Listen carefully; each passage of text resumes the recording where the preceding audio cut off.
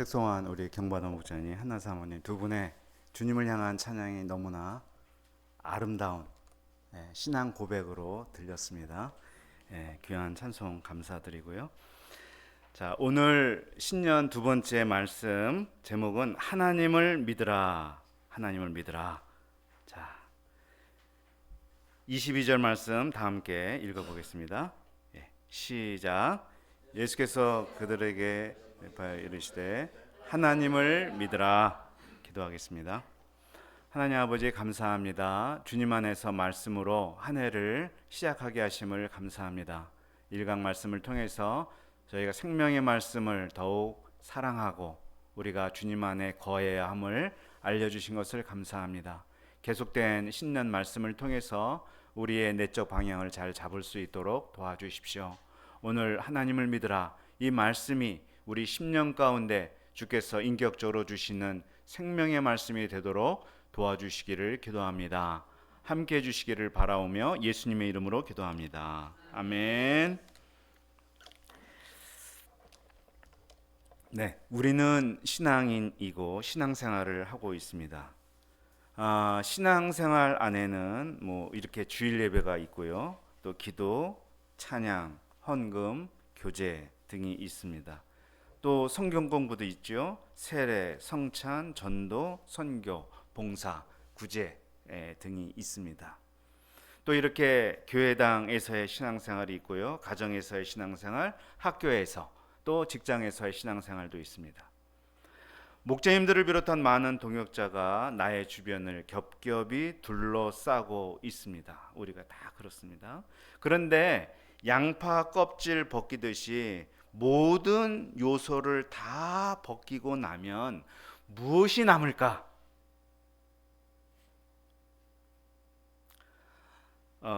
내가 만약 수술을 앞둔 사람이다. 수술하기 전에는 가족도 있고 친구도 있고 동료도 있고 그들이 주는 격려와 응원의 메시지도 있지만 마지막엔 나를 수술하는 집도의와 나만 남습니다.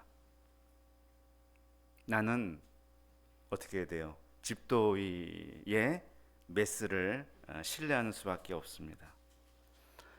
입대하기 전에는 가족과 친구들의 격려와 응원이 있고 입소하는 곳까지 그들이 따라가기도 하지만 그들과 헤어지고 연병장 모퉁이를 도는 순간 조교와 나만 남습니다. 임종을 앞두면 주위의 가족들이 작별 인사를 하고 뜨거운 입맞춤을 합니다. 그런데 임종이 다가오면 그들의 위로가 아무런 위로가 되지 못합니다. 그가 거둔 성공과 부와 명예와 업적이 아무 필요가 없습니다. 그 모든 건 부질없고 임종 직전엔 나와 하나님만 남습니다. 이게 현실입니다. 지금 깨달은 것을 그때 알았더라면, 이란 책 제목이 있죠. 죽음이 임박해서 깨달은 것을 삶이 한창일 때 알았더라면 얼마나 좋았을까 하는 것입니다. 우리가 지금은 다양한 모습을 보이며 살아갑니다. 나를 둘러싼 사람들, 그리고 신앙과 문화와 생활 양식의 옷들이 매우 두껍게 나를 감싸서 내 삶의 본질을 보지 못할 때가 많습니다. 그러나 그것을 다 벗기고 나면 하나님과 나만 남고, 더 정확하게 말하면 하나님과 나의 관계만 남습니다. 지금은 그 관계가 어떠하든 살아가는데 별 지장이 없습니다. 그 관계가 부실하고 설령 끊어졌더라도 누가 알 것도 아니고 뭐라고 할 것도 아니고 그냥 살아갈 수 있습니다. 저는 20여 년 전에 오른쪽 무릎 전방 십자 인대가 끊어졌지만 수술하지 않고 주변에 근육이 있기에 그럭저럭 지금까지 살아가고 있습니다. 그런데 내 뼈를 지탱해주는 근육이 다 소실되는 날이 온다면 저는 아마 인대 끊어진 것을 서러워하며 바로 고치지 않은 것을 뼈아프게 후회할지도 모릅니다. 그런 날이 오지 않기를 바라지만요,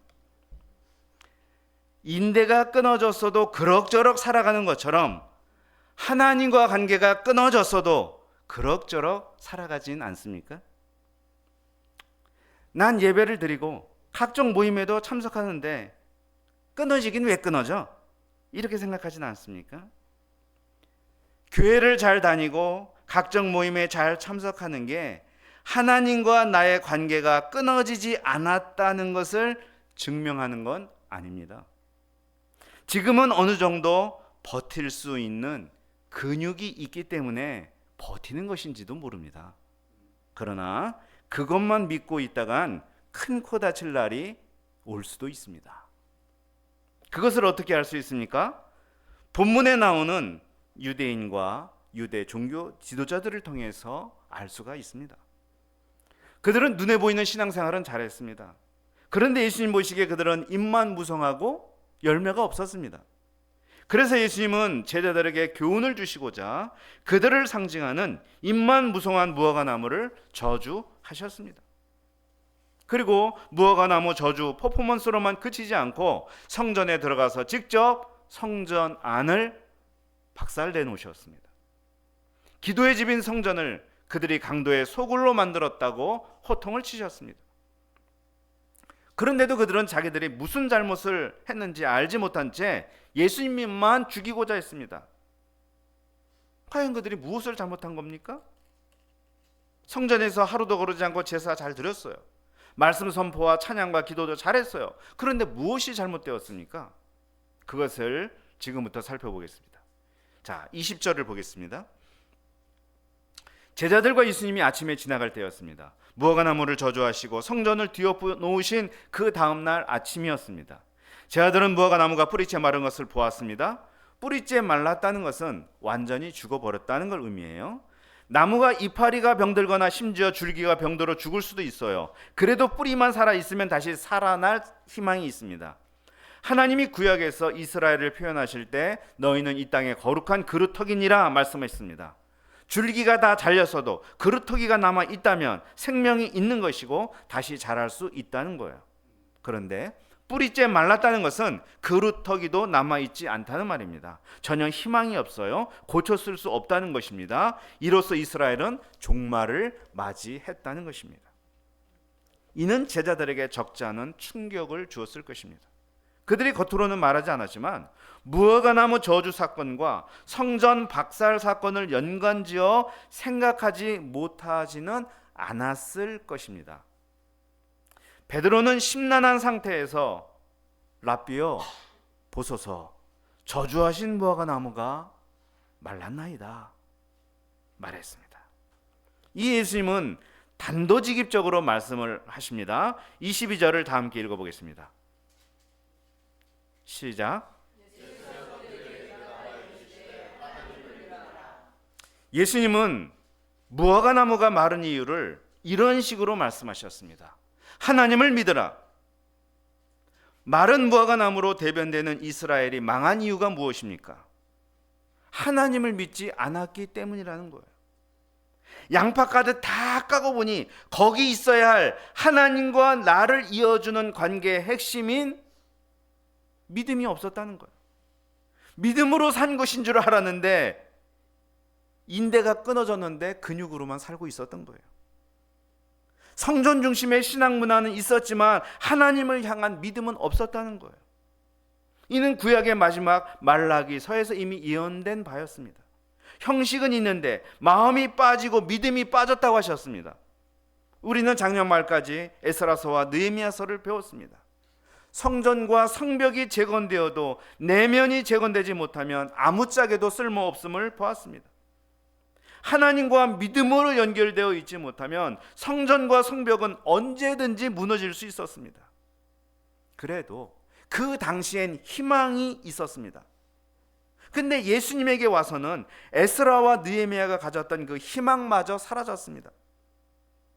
느헤미야 이후 그들은 더욱 성전에 집착했습니다. 성전에 대한 열심을 신앙으로 생각했습니다. 그런데 아니었습니다. 그들에겐 믿음이 없었습니다. 붕어빵 안에 붕어가 없듯이 신앙생활 안에 믿음이 없습니다. 이처럼 교회 안에 기독교 문화는 있지만 믿음이 없고, UBF 안에 UBF 스타일은 있지만 믿음이 없을 수도 있다는 사실을 인정해야 합니다. 내가 가지고 있는 게 프로그램화되고 패턴화된 형식적 신앙이 아니고 진짜 믿음인지 점검해야 합니다. 이게 정말 중요하고 시급한 문제가 아니라면 십자가 고난을 앞두고 이 귀한 시간에 신앙 초보자도 다 아는 하나님을 믿으라 하는 말씀을 왜 하시겠습니까? 지금 이 순간에도 중요한 것은 하나님을 믿는 믿음이며 열매의 유무는 하나님을 믿는 믿음에 달려있기 때문입니다. 예수님으로부터 책망을 들은 바리새인과 대제사장과 서기관들 중 하나님을 믿지 않는다고 말할 사람이 누가 있겠습니까? 다 하나님 잘 믿는다고 할 거예요. 그러나 예수님 모실 때 그들은 하나님을 믿지 않았습니다. 그들은 하나님으로 말미암은 축복을 믿은 거지 하나님을 믿은 게 아니었어요. 이스라엘은 택한 민족이니까 다 잘 될 거라는 낙관적 사고방식을 믿은 거지 하나님을 믿은 게 아니었습니다. 그들이 무화과나무처럼 저주를 받은 것은 다른 이유가 아니라 하나님을 믿지 않아서였습니다. 하나님을 믿지 않으면 얼마든지 입만 무성하고 열매가 없을 수 있다는 것을 예수님은 알려주십니다. 하나님은 이스라엘을 복받은 자라고 하셨습니다. 포도나무, 무화과나무라고 말씀하셨습니다. 그런데 안타깝게 이제 수명이 다 됐습니다. 용도 폐기가 되었습니다. 하나님을 안 믿었기 때문입니다. 하나님과 나를 이어지는 유일한 줄은 믿음입니다. 그런데 우리도 그렇게 되기 쉽습니다. 하나님 대신 하나님이 이루어주신 눈에 보이는 것들을 믿기 쉽습니다. 하나님이 아니라 내가 가지고 있는 확신을 믿기 쉽습니다.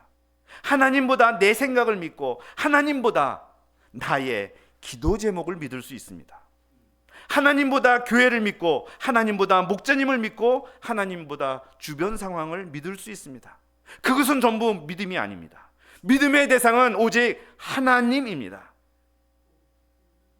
계속 말씀을 드린 것처럼 다 벗기면 나와 하나님만 남고 둘을 연결하는 것은 오직 믿음입니다. 이곳에 와이파이는 계속 켜져 있습니다. 그러나 내 모바일에 와이파이를 켜지 않으면 내 모바일은 작동하지 않습니다. 하나님은 어디나 계시지만 우리가 믿음을 오프해 놓으면 똑같은 거죠. 자, 이 믿음은 그저 인정하거나 동의한다 하는 것만을 의미하지는 않습니다. 물론 그것에서 시작을 하지만 이 믿음은 계속성, 지속성의 의미를 포함하고 있다는 사실을 알아야 합니다. 예를 들어서 난 아빠를 믿어. 만약에 우리 예랑이가 찬욱씨한테 난 아빠를 믿어 하면서 아빠가 주는 용돈을 주면 그것을 받고 아빠에게 감사하다고 뽀뽀하고 아빠하고 손을 붙잡고 계속 지내는 게 믿음이에요. 용돈이 안 들어올 때도 아빠에게 사랑한다고 하고 멀리 떨어져 있어도 늘 전화를 드리는 게 믿음이에요. 믿는다는 것은 지속적인 신뢰로 동행하는 것을 의미합니다. 그래서 예수님도 너희는 내 안에 거하라. 그리하면 나도 너희 안에 거하리라 하시면서 거하다라는 단어를 이 믿음과 함께 계속 쓰셨어요. 그게 지속성을 담고 있는 믿음의 표현입니다.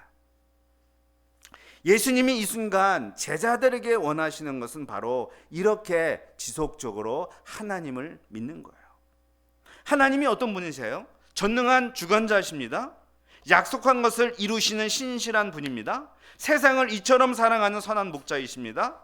크신 긍휼로 예수 그리스도를 구원자로 보내신 분입니다.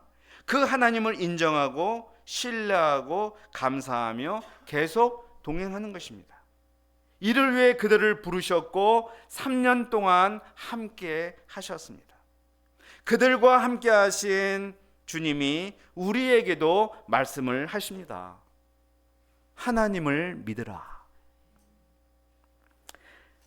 하나님을 믿는다는 것은 이제 구체적으로 예수님이 23절부터 말씀을 하십니다. 자, 첫째, 하나님의 능력, 그의 전능하심을 믿는 거예요. 23절, 내가 진실로 너에게 이르노니 누구든지 이 산더러 들려 바다에 던져지라 하며 그 말하는 것이 이루어질 줄 믿고 마음에 의심하지 아니하면 그대로 되리라. 산은 가장 강하고 움직이지 않는 실체입니다. 누구도 해결할 수 없는 난공불락의 문제입니다. 산을 옮길 수 있는 사람은 없어요. 그러나 예수님은 산이 들려서 바다에 던져지는 기막힌 일이 믿음으로 일어난다고 하십니다. 여기서 우리가 오해하지 말아야 하는 게 있어요. 무조건 산에게 명령하고 의심하지 않으면 다 된다, 이런 말 아닙니다. 만일 그런 말이라면 세상은 사람들이 막 서로 던지는 산들로 충돌하여 일대 혼란이 일어날 것입니다. 반드시 바다에 던져져야 하는 산이 있습니다. 하나님이 던져지기를 원하시는 산이 있습니다. 그 산에게 명하면 바다에 던져진다는 것입니다. 자, 그 산의 대표적인 산이 무슨 산인가? 그걸 예수님은 여기서 이 산, this mountain이라고 말씀하셨어요. 예수님이 말씀하신 이 산은 예루살렘 성전이 있는 산, 곧 시온산, 모리아산을 가리켰습니다. 그 산은 율법과 전통의 산, 성전과 율법 체제의 중심의 산입니다. 1500년 동안 절대 움직여지지 않았던 산입니다. 세상 모든 이념과 체제의 산이 움직여도 이스라엘을 1500년 이상 지켜온 이 산만큼은 유동하지 않을 것 같았습니다. 그러나 이 산은 던져집니다. 예수님이 던지고자 하시기 때문입니다. 제자들은 이 산을 바다에 던지고 새로운 은혜와 복음의 시대를 이루실 하나님을 믿어야 합니다. 우리에겐 당연한 이야기지만 당시 제자들에겐 상상하기 힘든 일이었습니다. 그러나 결국 그 산이 던져졌음을 우리는 사도행전에서 배웠습니다. 1500년 동안 변하지 않던 산도 던지시는 하나님이라면 그 어떤 산을 오늘날 우리 앞에서 던지지 못하시겠습니까? 우리 앞에 있는 큰 산을 보통 사람들은 물질주의의 산, 쾌락주의의 산, 상대주의의 산, 이혼론의 산 등을 이야기합니다. 그러나 하나님은 어떤 사보다 강하시고 어떤 문제보다 크시기에 우리 앞에 있는 모든 산을 던지실 수 있습니다.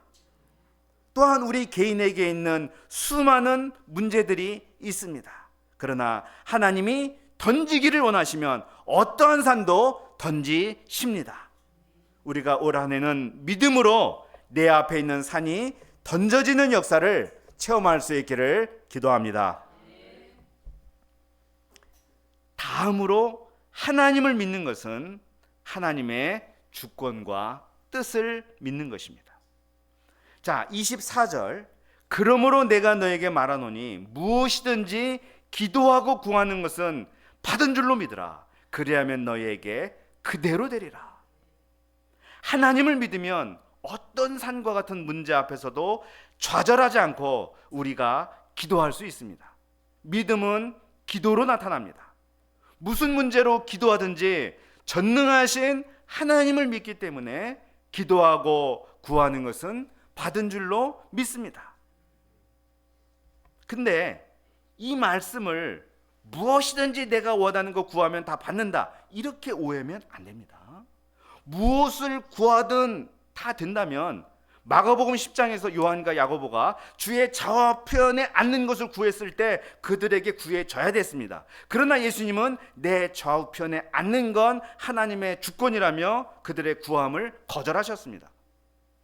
나중에 예수님도 겟세마네 동산에서 그것을 알고 기도하십니다. 아버지께는 모든 것이 가능하오니 이 잔을 내게서 옮기시옵소서. 그게 예수님의 원하는 거였고 구하는 거였어요. 그러나 뭐라고 뒤에 말씀하셨냐면 나의 원대로 마옵시고 아버지의 원대로 하옵소서. 하나님은 내가 구하는 모든 걸 들어줄 수 있지만 하나님의 뜻대로 되는 게 먼저라고 예수님도 말씀하셨습니다. 그러므로 무엇이든 기도하며 받는다는 것은 하나님의 주권과 뜻 안에서라면 어떤 기도 제목이든지 응답 받는다는 의미입니다. 예수님은 제자들이 하나님의 주권과 뜻을 믿기를 원하셨습니다. 다음으로 하나님을 믿는다는 것은 하나님의 용서하시는 사랑을 믿는 것입니다. 25절. 서서 기도할 때 아무에게나 혐의가 있거든 용서하라. 그리하여야 하늘에 계신 너희 아버지께서도 너희 허물을 사하여 주시리라 하시니라. 이 말씀은 믿음의 기도를 드린 데 있어 반드시 해결하고 넘어가야 할 것이 용서라는 사실을 알려줍니다. 십자가에서 용서하신 그 용서의 사랑을 받은 사람이 내게 혐의가 있는 사람을 용서하지 못한다면 말이 안 되는 거예요. 그것은 하나님을 믿지 않는 것입니다. 나의 산과 같은 큰 죄조차 용서하신 하나님을 믿는다면 다른 사람의 혐의를 용서하는 게 맞습니다. 그게 하나님을 믿는 사람입니다.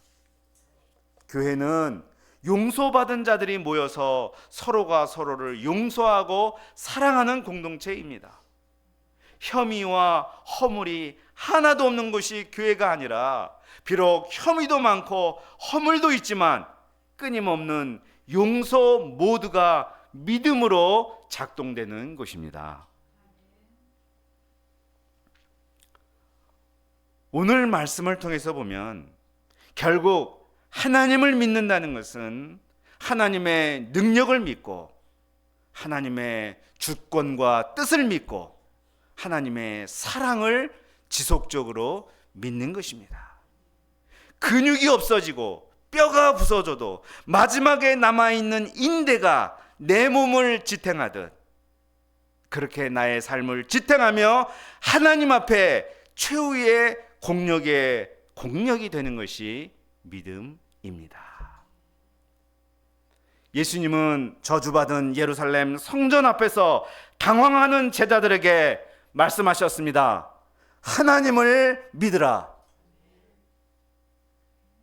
하나님을 믿는 믿음으로 하나님을 기쁘시게 하며 내 앞에 산을 옮겨주시는 하나님을 체험하는 올 한 해가 다들 되시기를 간절히 기도합니다. 기도하겠습니다. 하나님 아버지 감사합니다. 오늘 하나님을 믿으라 말씀을 통해서 정말 무엇이 부족했는지 그들이 근육도 있고 뼈도 있고 모든 신앙의 외적인 것이 다 있었지만 결국 하나님과 마지막으로 연결하고 그들을 지탱해 주는 믿음이 없었음을 알려주신 것을 감사합니다. 우리가 주님의 전능하심, 주님의 주권, 주님의 예수님을 보내주신 사랑, 우리가 그것을 믿되 지속적으로 믿고 그 안에 거하며 주님과 동행하는 믿음의 사람들이 되도록 도와주시기를 간절히 기도합니다. 그래서 주님의 때, 주님의 뜻 안에서 우리에게 있는 거대한 산도 옮기시는 주님의 손길을 체험하는 올 한 해가 되게 도와주시옵소서. 감사하며 예수님의 이름으로 기도합니다. 아멘.